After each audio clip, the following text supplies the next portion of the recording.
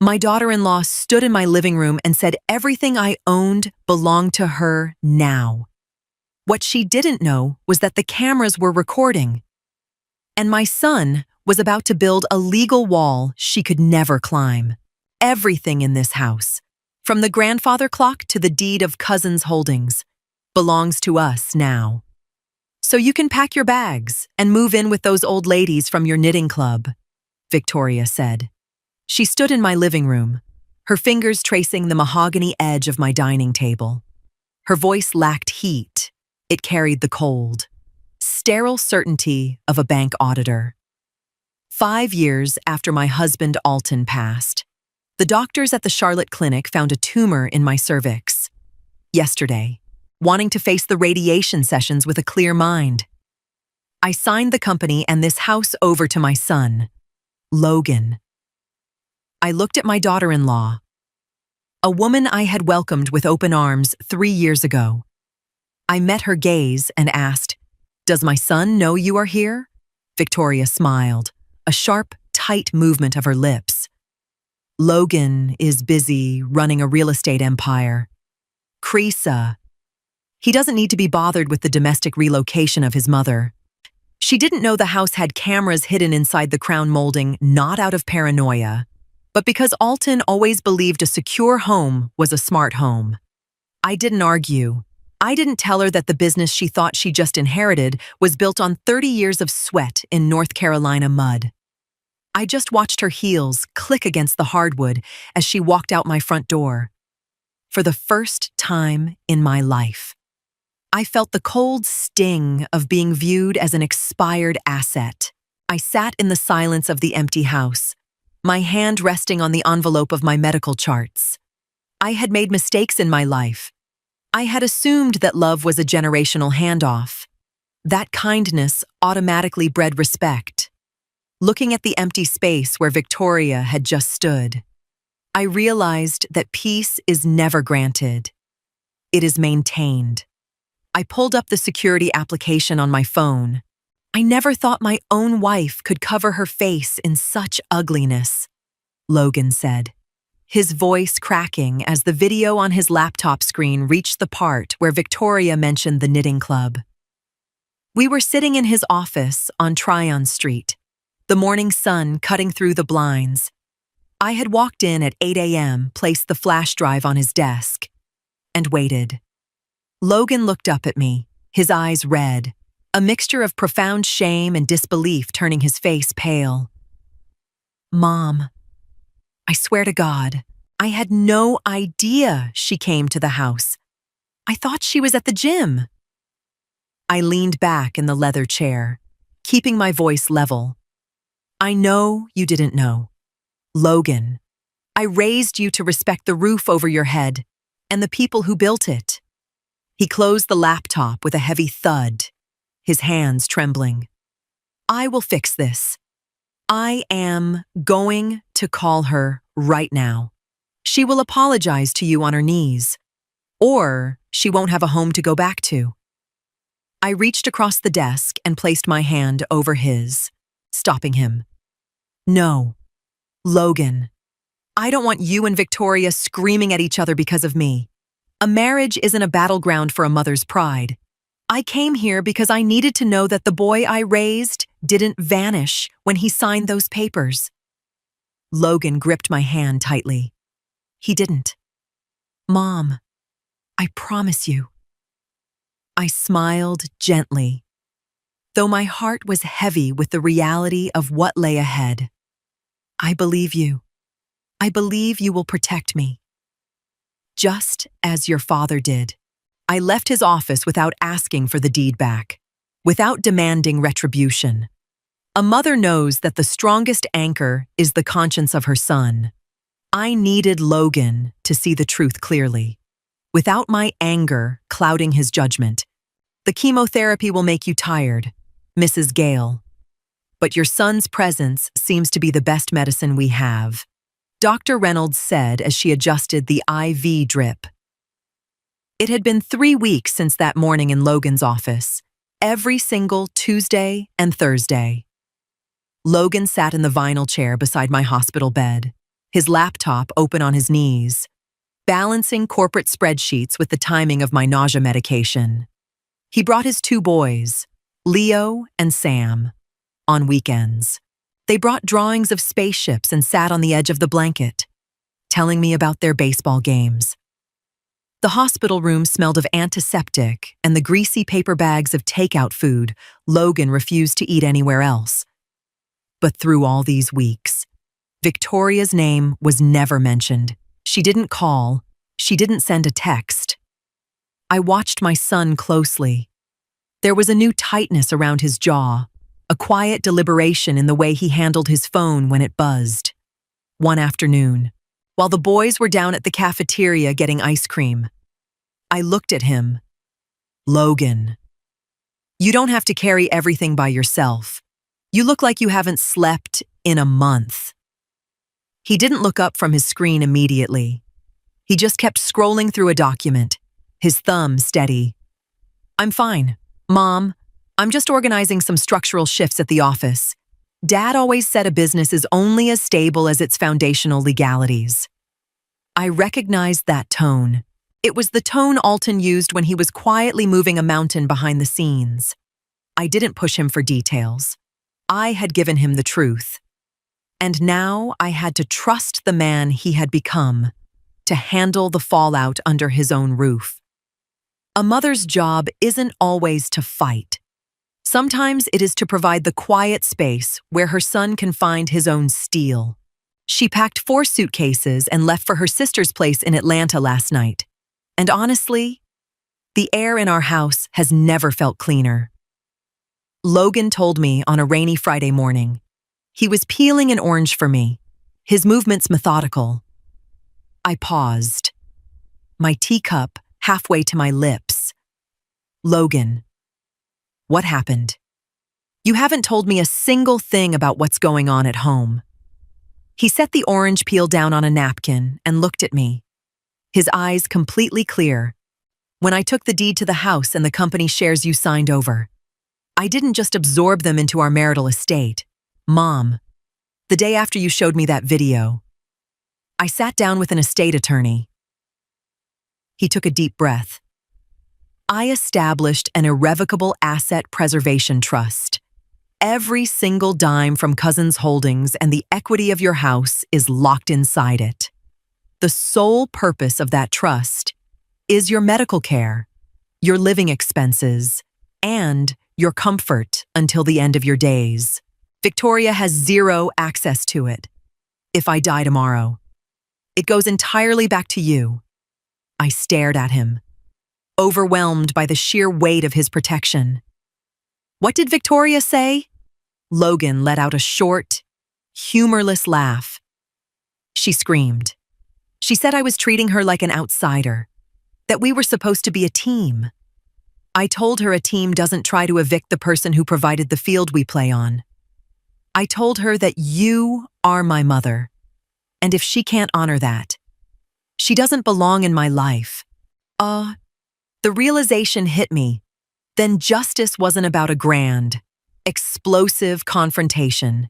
It was about boundaries so ironclad that cruelty simply starved to death outside them. My son hadn't raised his voice. He had raised a wall. If a woman cannot respect the grandmother of her children, she lacks the fundamental character to raise them into decent men. Logan stated firmly when I asked him if there was any hope for reconciliation. We were sitting on the porch of my home, the home Victoria had tried to take from me. The legal papers for their formal separation were sitting on the kitchen counter inside.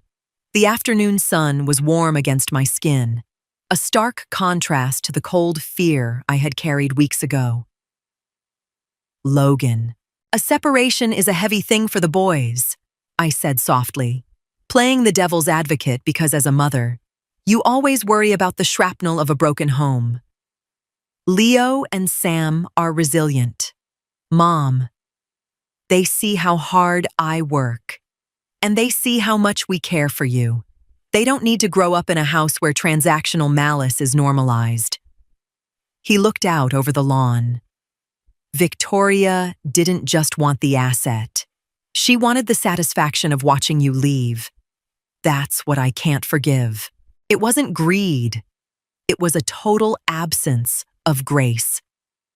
I realized then that my son had grown past my own expectations. I had spent years worrying that his soft heart would make him vulnerable in the competitive real estate market of North Carolina. But he had inherited his father's ability to see through people. He wasn't acting out of vengeance or spite. He was protecting his peace and his children's future from a toxic influence. I don't regret it. Mom, he added, turning to look at me. Not for a single second. I nodded slowly, the residual guilt fading away. Sometimes, a mother's greatest victory isn't saving herself. It's realizing she raised a man who has the courage to do what is right, even when it costs him his comfort. The biopsy results came back clear this morning. CRESA. The margins are completely clean, Dr. Reynolds announced, her face lighting up with a genuine smile that felt like the first warm breeze after a long winter. I sat in the examination room, my hand gripped tightly in Logan's. The relief that washed over me was so intense that my eyes filled with tears. Not of sorrow, but of sheer exhaustion finally leaving my bones. Logan let out a long breath he seemed to have been holding for 6 months, leaning his forehead against my shoulder. Thank God. Mom, thank God. We walked out of the clinic into the bright Charlotte sunshine, the air tasting sweet and full of possibility. The company was thriving under Logan's clean management, and my home remained mine, secured by the trust he had built. But as we drove back, I looked at my son's profile, the slight lines around his eyes that hadn't been there a year ago. He had saved my life by giving me the peace to heal, but his own life had been permanently altered. Victoria's lawyers had already sent over the preliminary divorce structures, demanding a settlement that Logan was prepared to fight in court. He was willing to give her a fair share of what they built together, but not a single penny of the cousin's legacy. Are you ready for the deposition next week? I asked quietly. He didn't flinch. I'm ready. Mom, there's no gray area here. The truth doesn't require a script. I knew he was right. In the digital age, people want theatrical drama, but real life moves forward through steady, unyielding steps. We had the evidence, we had the law, and most importantly, we had our dignity intact.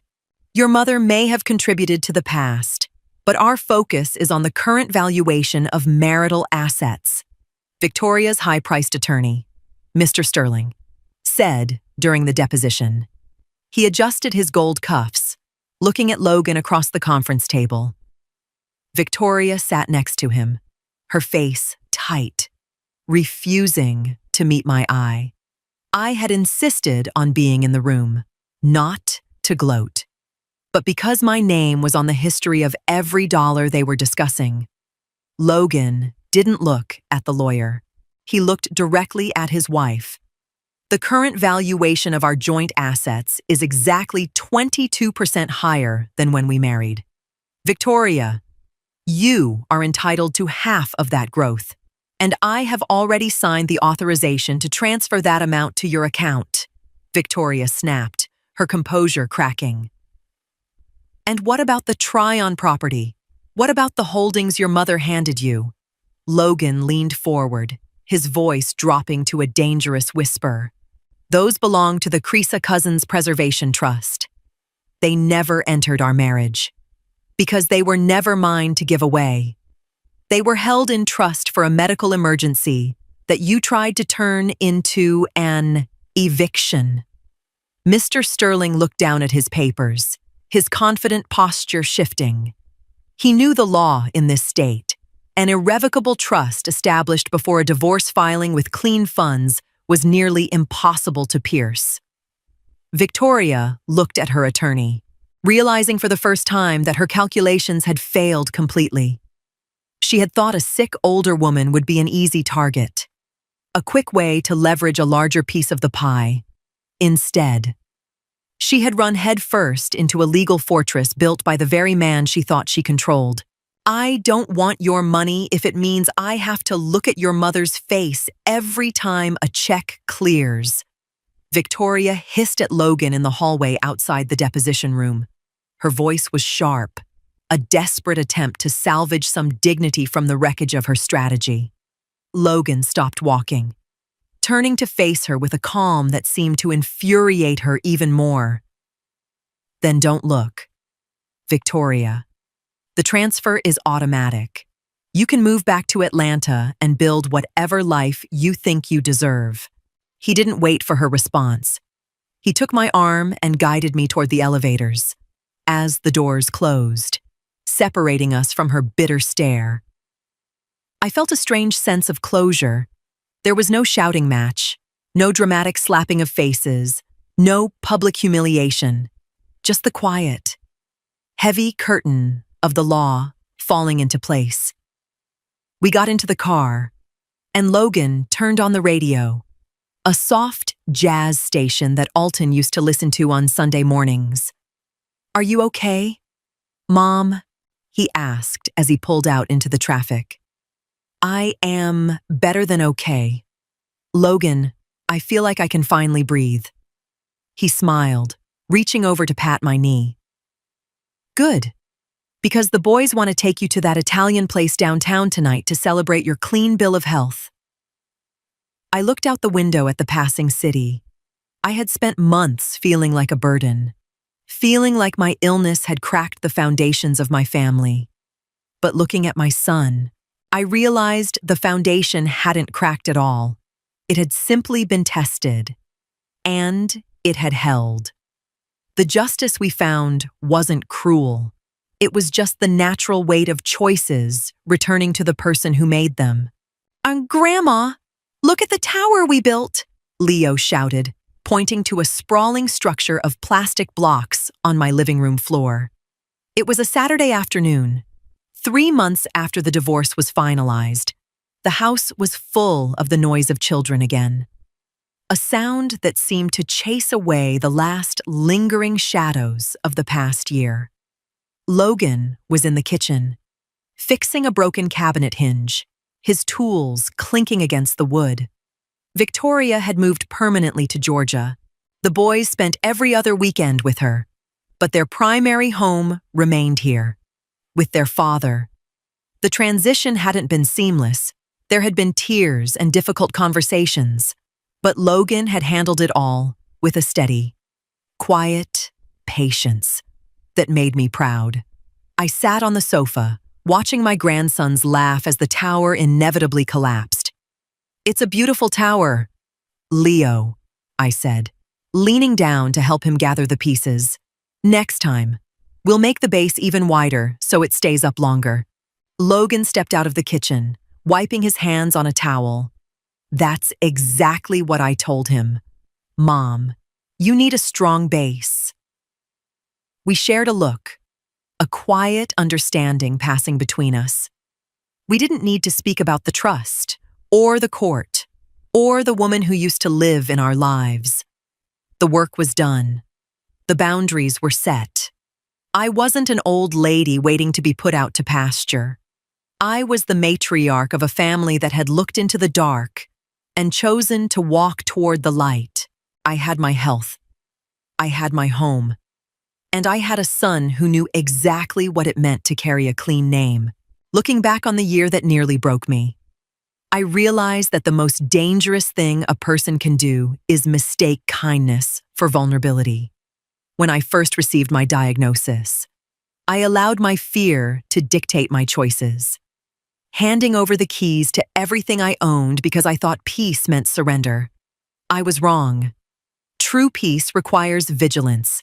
It requires the willingness to stand up and look at the truth.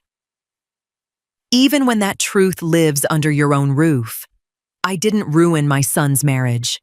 Victoria ruined it the moment she decided that an old woman's illness was an opportunity for profit. Logan didn't choose me over his wife out of blind obligation. He chose character over convenience. He understood that a house built on the disrespect of the past will always crumble under the weight of the future. I am 62 now, and my hair is growing back in thick, silver curls. I still attend my knitting club every Wednesday, not because I have nowhere else to go, but because I enjoy the company of women who have survived their own storms. We don't talk about our grievances. We talk about our gardens, our recipes, and the successes of our children. My life isn't a tragic story of abandonment. It is a testimony to the power of a quiet conscience. Justice on this earth doesn't always arrive with the sound of a gavel or the flash of a camera.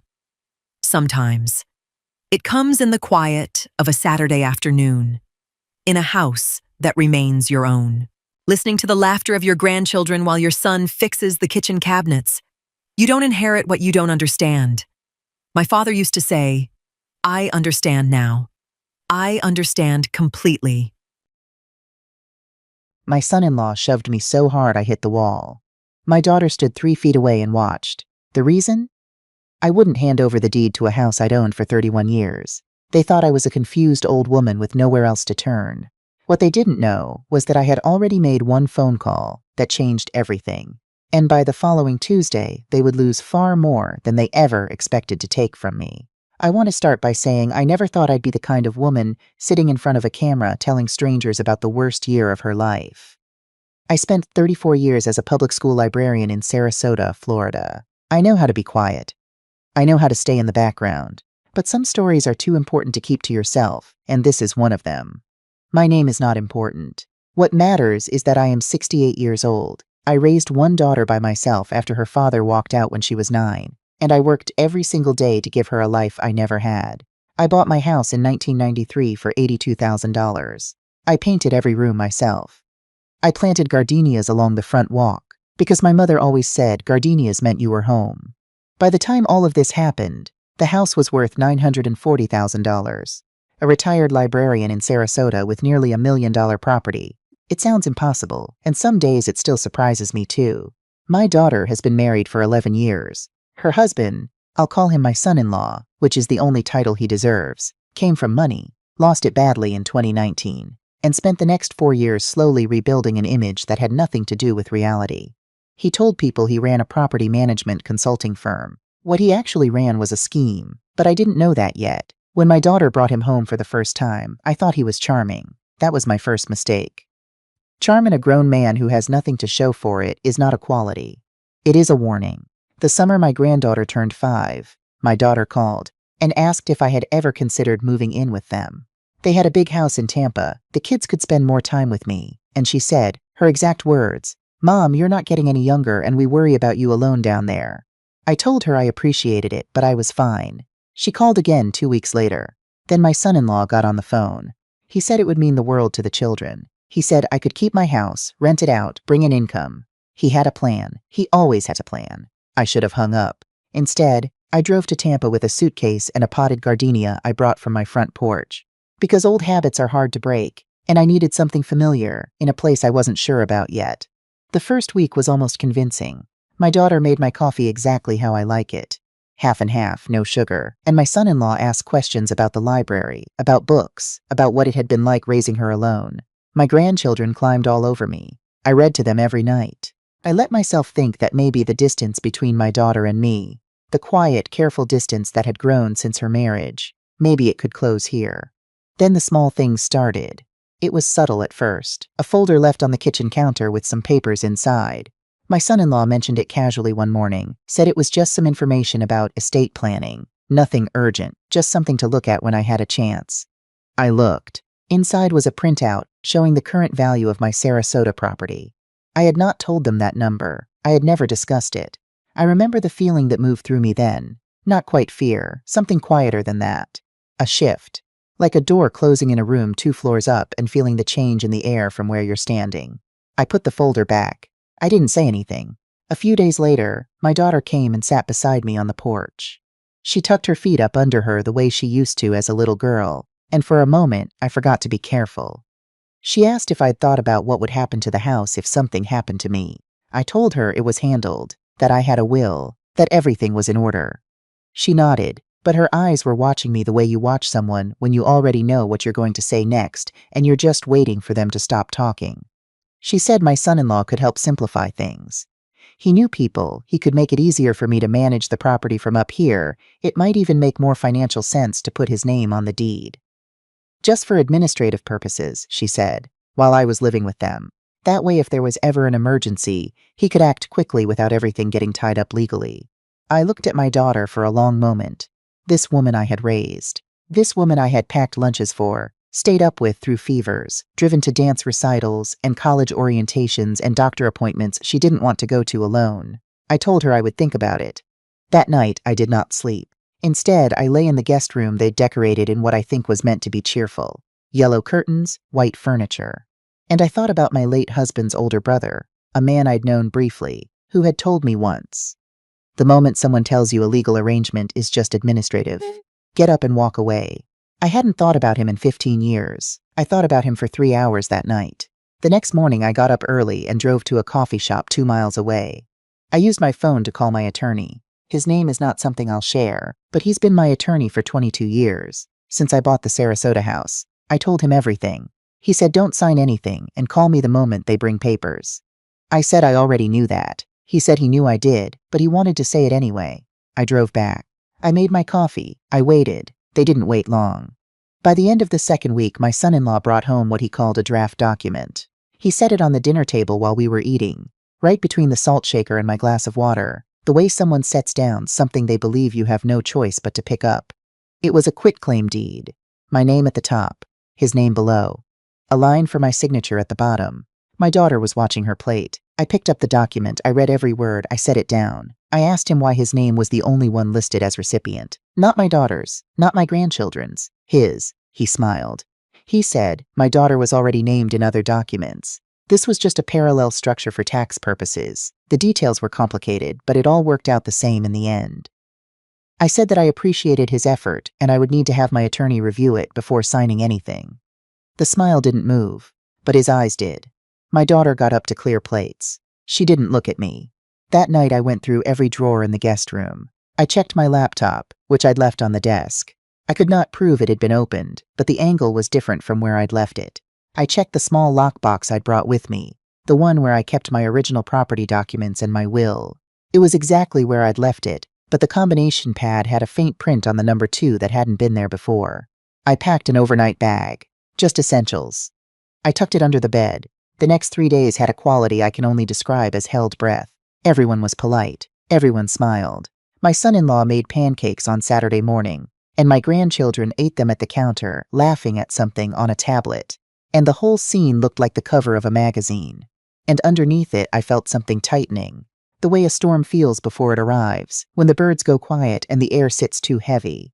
On Monday I told them I needed to drive back to Sarasota for a few days to check on the house. My son-in-law offered to come with me. I said I preferred to go alone, just a quick errand. He said of course, but something passed across his face. Frustration, quickly managed, and I noted it. I drove to Sarasota. I went straight to my attorney's office. I sat across his desk and I told him everything in order. The folder with my property value, the conversation about the deed, the quitclaim document, the laptop, the combination pad. He leaned back. He said, "This is elder financial exploitation." He said it plainly, without softening it, and I was glad he didn't soften it. He said we needed to move immediately.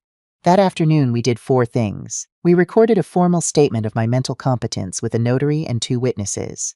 We placed an encumbrance on my property that would require in-person multi-factor verification for any transfer. We updated my will with a no contest clause. Any beneficiary who challenged or attempted to circumvent the estate plan would be automatically removed. And we opened a separate financial account with a bank my son-in-law didn't know existed, transferring my liquid assets. My attorney looked at me across the desk and asked if I was all right. I told him I'd been a single mother for 25 years. I knew how to handle a problem that thought it was bigger than me. I drove back to Tampa. I brought a blueberry pie from a bakery near the highway because that is the kind of woman I am. And showing up to someone's house with empty hands is something my mother never would have forgiven. I set the pie on the counter. I smiled. I stayed another week. During that week, I watched. I noticed my son-in-law on the phone in the backyard twice, pacing, his voice low and tight. I noticed my daughter avoiding being alone in a room with me. I noticed that the draft quitclaim deed had disappeared from where he'd left it and had not been mentioned again, which told me they were recalibrating. On the 9th day, I came downstairs at 6 in the morning and found my son-in-law at my laptop.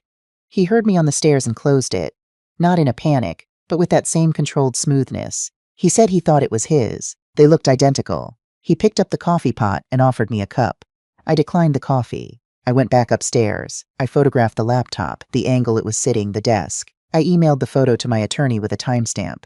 That same afternoon, my son-in-law called a family meeting. He used that phrase, family meeting, and my daughter sat beside him on the couch, and my grandchildren were sent upstairs, and I sat across from them in an armchair, and I thought about every parent-teacher conference I had ever attended alone, and how I had learned in those rooms that the person with the better preparation always leaves with more than they came with. He said they needed to have an honest conversation. He said the plan to help me manage my property had been misunderstood. He said he was only trying to protect me, that the real estate market in Florida was volatile, that an unmanaged property could become a liability, and that he had contacts who could take over maintenance and management at no cost to me while generating rental income. He just needed signing authority to make that work. My daughter nodded at the appropriate intervals. I looked at him and said, "What were you looking for on my laptop this morning?" He said he'd already explained that. I said, "I know you had it open for at least 14 minutes before I came downstairs. I know because I have a monitoring application on it that logs access by duration. What were you looking for?" He went very still. My daughter looked at him. He said I was being paranoid, that living alone for too long did things to a person's perception of reality, that he was concerned about me, that this kind of suspicion was exactly why they'd wanted me to come stay with them, so they could look after me properly. I stood up. I said, "I'm going to tell you both something clearly, and I want you to hear it. I have already spoken to my attorney. I have already secured my property and my accounts. There is nothing to sign, nothing to access, nothing to take, and I have documentation of everything that has happened in this house since I arrived." My daughter's face went through 3 different expressions in about 2 seconds. The third one was something I hadn't seen on her before. It looked like grief. My son-in-law stood up. He stepped toward me. He said I had no idea what I was talking about, that I was confused, that this was exactly the problem. Stubborn old women who refused help until it was too late, I said. "Step back." He didn't. He grabbed my arm. He said they had already consulted a lawyer about guardianship, that there were ways to demonstrate that an elderly person living alone was no longer capable of managing her own affairs, and if I was going to make this difficult, they would make it official. I said, "Let go of my arm." He shoved me. I hit the wall. My shoulder caught the corner of a frame and it fell and shattered on the floor, and my daughter made a sound. Not stop, not don't. Just a sound, like air leaving a room. I looked at her. I said, "Is this who you want to be?" She didn't answer. I picked up my purse from the table by the door. I walked out. I drove 4 blocks to a gas station, sat in the parking lot, and called 911. I reported an assault. I gave the address. I gave my son-in-law's name and a description. I told the dispatcher I was uninjured but had been physically shoved and threatened. I told her about the guardianship threat. She stayed on the line with me while the officers were dispatched. While I waited, I made a second call to a number I had memorized 6 years ago and hoped never to need. Adult Protective Services, Hillsborough County. I had looked it up one afternoon years earlier while helping a patron at the library research exactly this kind of situation. I had written the number in the back of my planner under the word resources and never moved it. The officers arrived within 11 minutes. I watched from the gas station parking lot as their cars turned onto the street. Then I drove back. My son-in-law answered the door, looking like a man who believed he could still talk his way out of anything. He called me confused, disoriented, said I had stumbled and fallen, said he'd been trying to help me. One of the officers asked if there were any security cameras in the home. My son-in-law said yes, for safety. The officer asked him to pull up the footage from the living room for the past hour. There was a long pause. My son-in-law said the system was having technical issues. The officer wrote something down. I showed the officers my arm. The bruise was already forming along my forearm and shoulder. I showed them the photos I'd emailed my attorney. I showed them the timestamps. My daughter stood in the kitchen doorway, with her arms crossed over herself, like she was holding something together. And I kept looking at her, because she was still my child. And I have never in my life stopped loving her, even in the moments she made it difficult. They took my son-in-law in for questioning that evening. They served him with an emergency restraining order before they left the driveway. I did not stay in that house. I had already arranged a place, a furnished short-term rental near downtown Tampa, clean and quiet, with a deadbolt I trusted. I had booked it 3 days earlier, after the laptop. I picked up my overnight bag, which was already packed under the bed, and I walked out with my gardenia plant and my lockbox and didn't look back at the yellow curtains. The next 72 hours moved fast. My attorney filed a formal elder abuse report with the state. Adult Protective Services opened a case. The property encumbrance held. My son-in-law had in fact attempted to file a transfer request at the county clerk's office the previous week using a forged notarization. The clerk had flagged it because of the encumbrance and held the document. We learned this from the clerk's office the morning after the assault. My attorney looked at the forged notarization across his desk and said, "That is a felony." I said, "I know." He said, "There may be other victims." I said, "I think so too." We referred the forgery evidence to the Hillsborough County State Attorney's Office. Within 2 weeks, investigators had pulled my son-in-law's business filings and found 4 other elderly property owners in the Tampa Bay area who had signed over either deeds or financial power of attorney to entities connected to his consulting firm. 2 of them had already lost their homes. 2 more had been approached but hadn't yet signed. My daughter called me on a Thursday afternoon 12 days after the assault. She used a number I didn't recognize. I almost didn't answer. I picked up because something told me to. She didn't say hello. She said, "Mom, I didn't know about the other ones." I said, "I know." She said, "I knew something was wrong, but I didn't. I thought it was just us. I thought it was just the house. I told myself it was for the family." I said, "When someone tells you that harm is for the family, that's when you have to look most carefully at who the harm is actually for." She was quiet for a moment. I said, "Are you safe right now?" She said, "I think so. Things have changed since the police came. He's different at home. Angry." I said, "I want you to pack a bag tonight. I want you to take the children and go to your friend Tammy's house. I want you to do it while he's asleep or while he's out. And I want you to tell Tammy everything and not come back until you've spoken to an attorney," she said.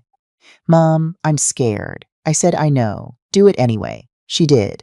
2 days later, she called me from Tammy's kitchen while my grandchildren played in the backyard. She sounded like herself, exhausted and shaky, but herself. Not the managed, careful version she'd been in his house. We talked for a long time. I told her about the forged notarization, about the other victims, about what was coming. She cried. I let her. I did not tell her I forgave her. Because forgiveness is not something you hand out like a receipt. It's something that builds slowly, quietly, over time, when the other person shows you who they actually are. But I told her I loved her, and that was true. The criminal case moved forward through the fall. My son-in-law was charged with elder financial exploitation, forgery, assault, and 4 counts of fraud connected to the other victims. His attorney tried to argue I had been confused, that my memory was unreliable, that my mental state made my testimony questionable. My attorney produced the notarized competency statement we had filed 6 weeks before the assault, 2 witnesses, and a cognitive evaluation from my own physician who testified that I had no impairment of any kind. The judge in the fraud hearing had a way of looking at the defense table that required no commentary. The charges stood. There's something I want to say here to anyone watching who is in the middle of something like this. Something quiet and slow that hasn't exploded yet. Something that feels like concern but doesn't quite add up. The people who want to take from you will almost always frame it as help. They will use the language of family, of care, of simplifying things, of protecting you. They will bring you pie and ask about your past and say they worry about you living alone. And underneath all of it, there is the math they are running. A calculation about what you're worth and how long it might take to get it.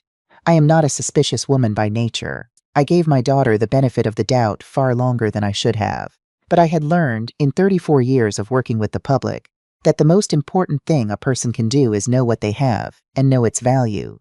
Not just the financial value, but the value of their own judgment, their own history, their own documentation. My house is still mine. The deed is in my name.